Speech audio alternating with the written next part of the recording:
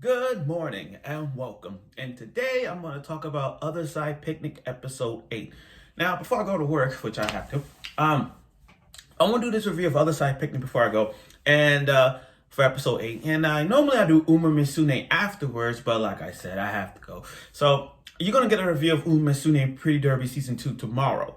But I want to talk about Other Side Picnic episode 8. You know, last week we had a beach episode, and like all beach episodes, something bound was to happen, you know.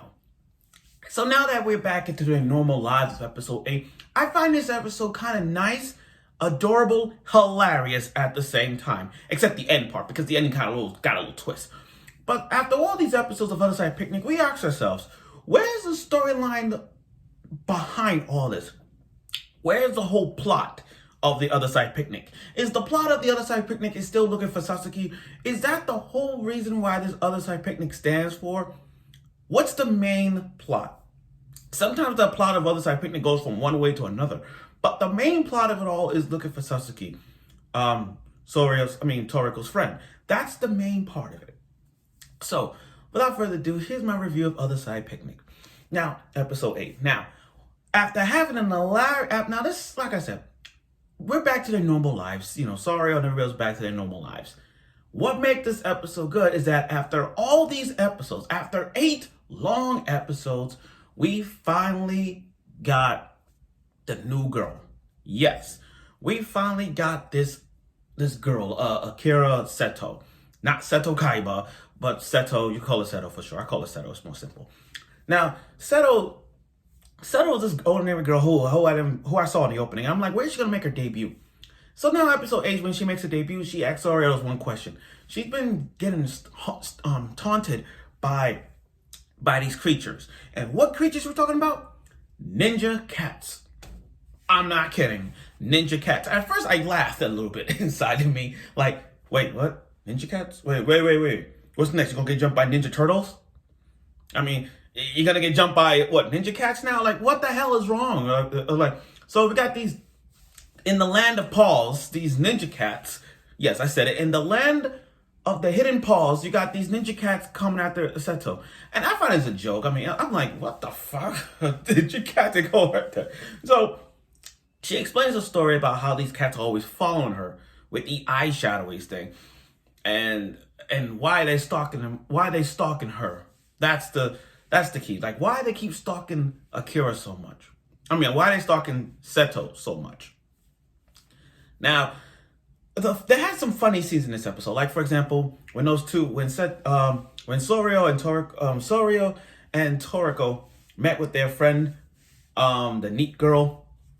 She had a raccoon, and I'm like, everything. Like, she don't get rabies. You know what I mean? She is gonna have rabies soon. I'm telling you now. Well, one day she's gonna wake up and have rabies.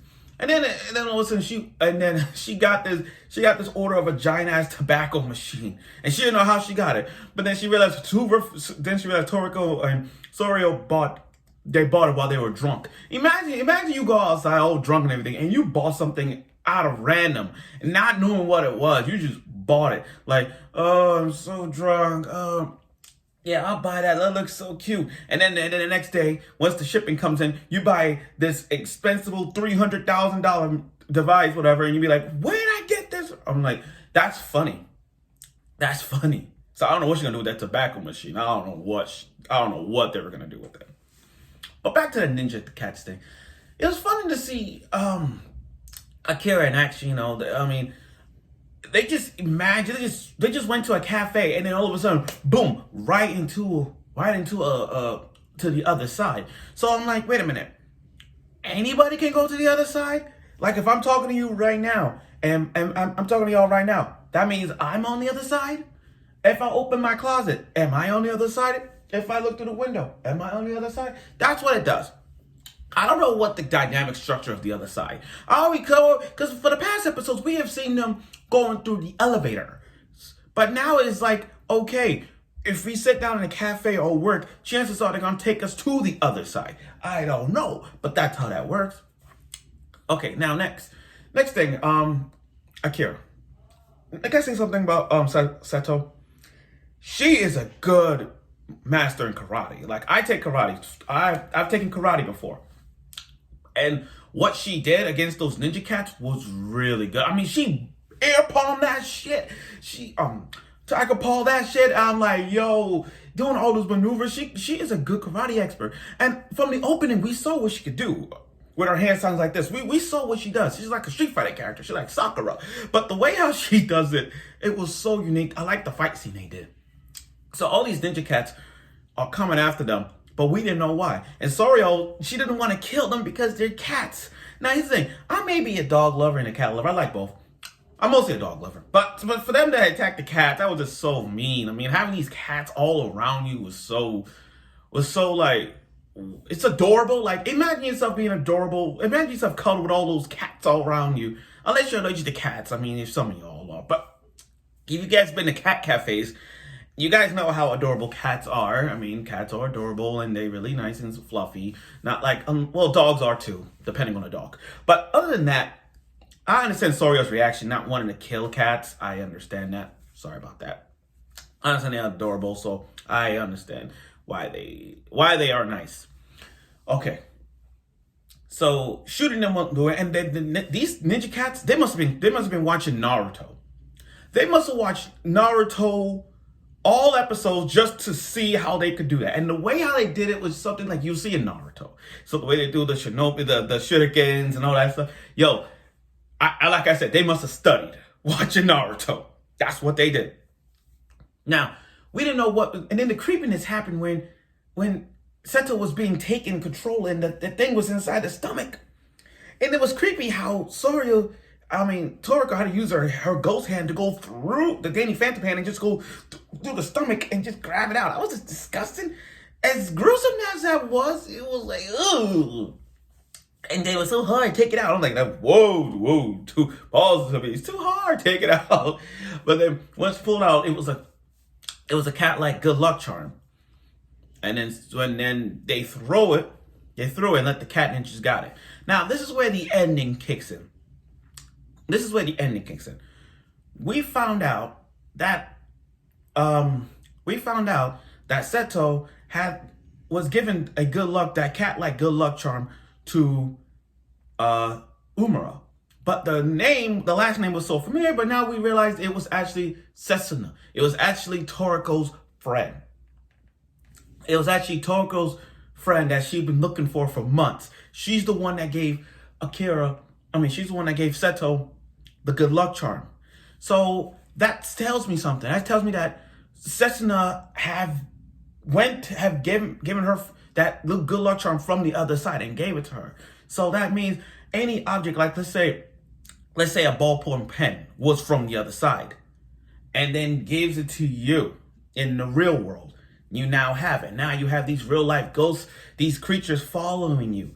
That's the plan. Now and that's how it ended. So here's what I think of. I believe that Setsuna is playing the role maybe as an antagonist, maybe for plot device. But the way how this show demonstrates, it shows that any object from the other side can be brought out in the real world and be used as a trigger effect to target the people. Just like Seto. Seto was targeted by cat ninjas because of a good luck cat charm. So that's my point. So anything that comes from them is that. But what's Setsuna's goal? Why does she do this? Why does Setsuna do this? There are so many questions not answered. And yes, we're on episode 8, with 4 episodes left down the road. There's some questions that need to be answered. Why did Setsuna gave Seto the good luck charm? And where is Setsuna at? Is she really on the other side? Or is she in the human world? But other than that, there are still questions not answered. So now that we know that Setsuna playing the role of this was the cause of this in this episode, we still need to know where is Setsuna. That's the key role of the other side picnic. That is the key role of all things. Where is she and why is she doing this? But like I said, this was a good episode.